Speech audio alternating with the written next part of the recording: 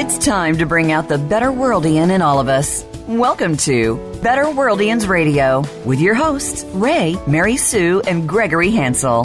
BetterWorldians Radio inspires you with the people and ideas that are making the world a better place. You'll hear how small acts can make a big difference every day.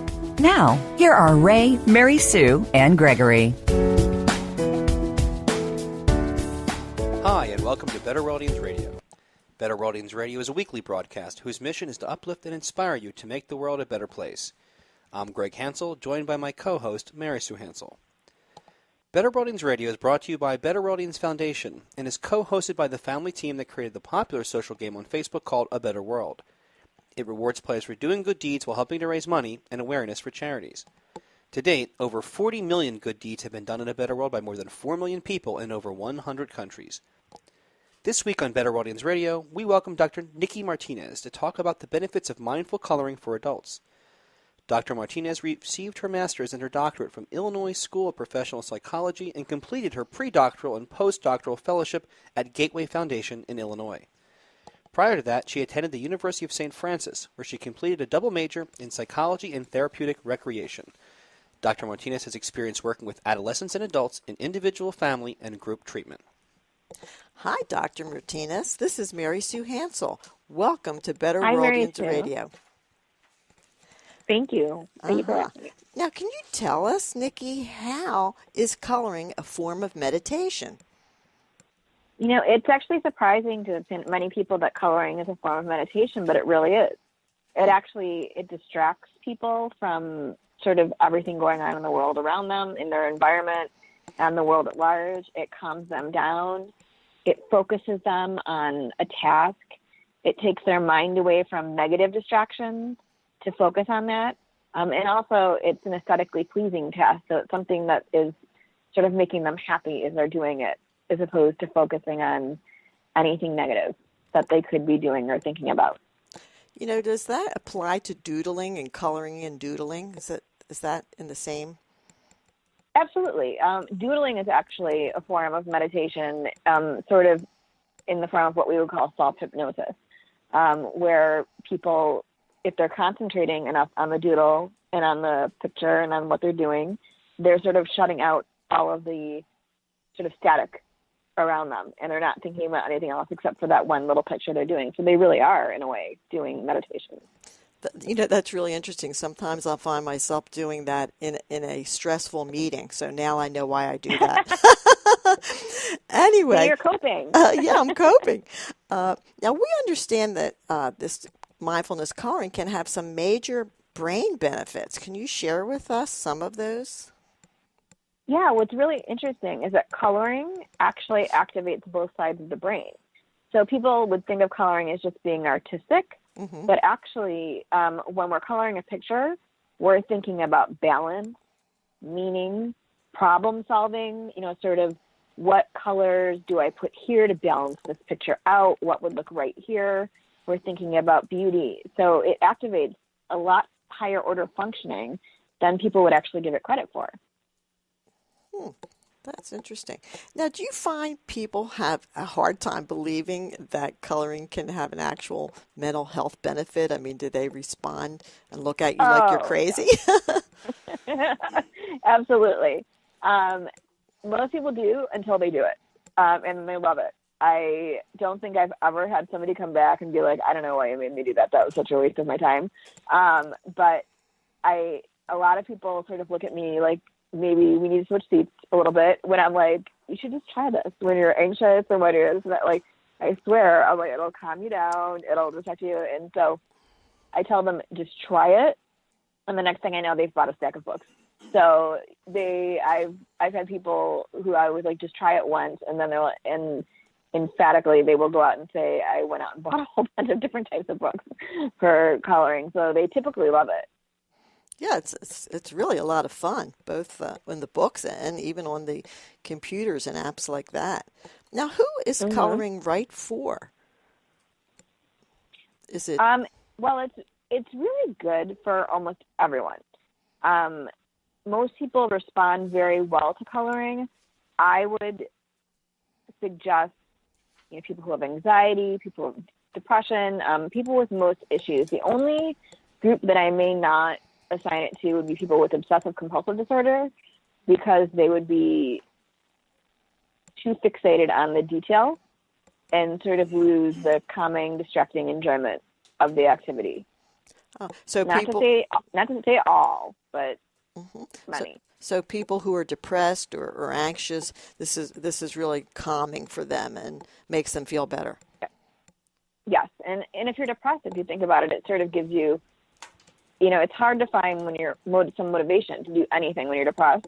So to try assign a task as simple as coloring is actually getting them to do something, and show that they can do something and finish something.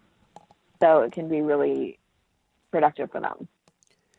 We'll talk more with Dr. Nicole Martinez in a moment. But right now, I'll take a brief break and tell our listeners a bit about our game on Facebook called A Better World. A Better World encourages habits of goodness, positive mindsets, and giving to social causes to make a positive difference in the world. Players do things like express gratitude, share acts of kindness, send get-well notes to real-world sick kids, and much more. You can find out more at abetterworld.com. So now, let's get back to our conversation with Dr. Nicole Martinez.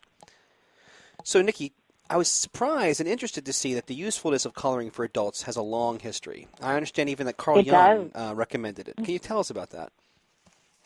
Yes, you're right. It does go all the way back to Carl Jung, is the first sort of documented person who was using it, which just shows that he was way ahead of his time. Sure. Even back then, which is why a lot of his theories have stood the test of time. But while it's surprising but true, it goes all the way back because he saw its usefulness in distraction, in expressing and coping, and he really saw its usefulness in tapping into the unspoken. So when a patient was really having a lot of trouble sort of articulating their needs and expressing what they needed to be doing in therapy, he found this was a great way to break the ice. And there's actually a lot that you can tell, that's sort of where the idea of art therapy ties in, is there's a lot you can tell from a picture that someone colors or draws, from the colors they choose to the scheme that they make to the way that they respond. That's interesting. So there's almost a typology then of the coloring. Absolutely. That's fascinating. So speaking of that finished product, what value does that have for someone that's doing mindful coloring? Is it just the process of coloring, or does the piece itself then take on a special significance? Well, I think it's both the process and the piece, because I think when there's the process of doing it, but I think when they're finished, there's this idea of the satisfaction, the pride, the beauty and enjoyment, the fun of having done it. When I mentioned earlier, someone who's been depressed, who's having trouble doing any sort of task, really may find some satisfaction and pride that, as silly as it may sound to some people, but they sat down and they finished this entire intricate picture.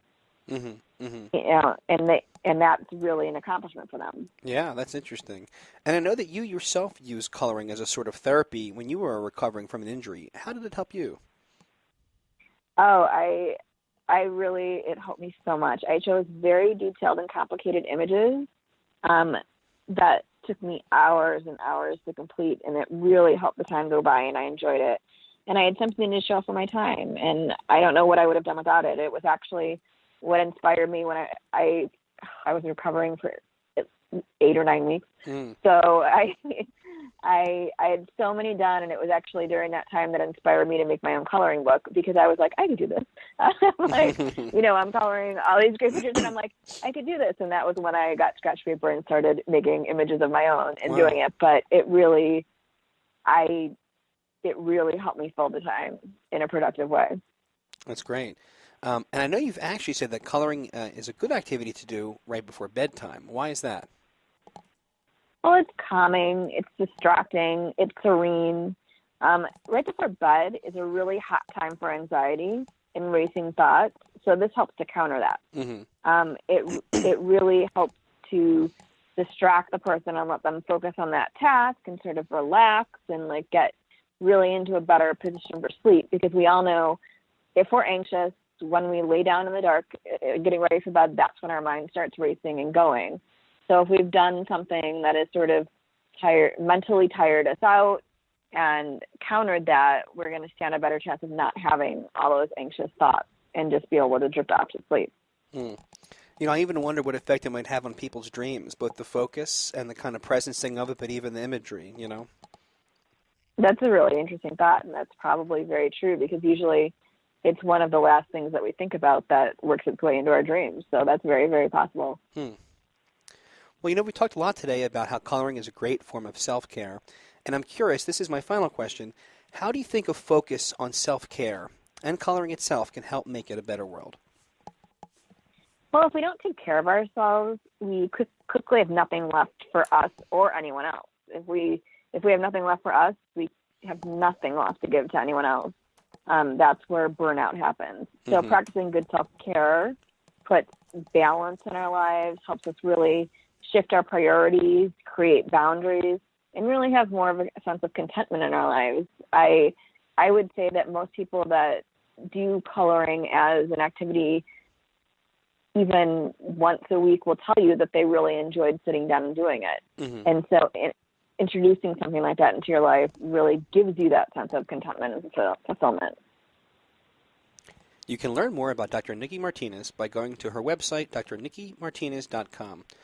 Dr. Martinez, thank you so much for joining us on BetterWorldians Radio today. Thank you so much for having me. BetterWorldians Radio is brought to you by BetterWorldians Foundation, a 501c3 nonprofit whose mission is to make the world a better place by encouraging the very best in everyone. We believe it is as important to plant flowers as it is to pull weeds. We focus on positive thinking, positive values, and positive actions. In short, our vision is to bring out the better world in everybody so that we can all make it a better world. But we can't do it without your help. Donations support our BetterWorldians Radio podcast, as well as go toward developing new features like articles, videos, blogs, and more. Go to BetterWorldians.com to be a part of this important mission. And until next time, please, be a better Worldian.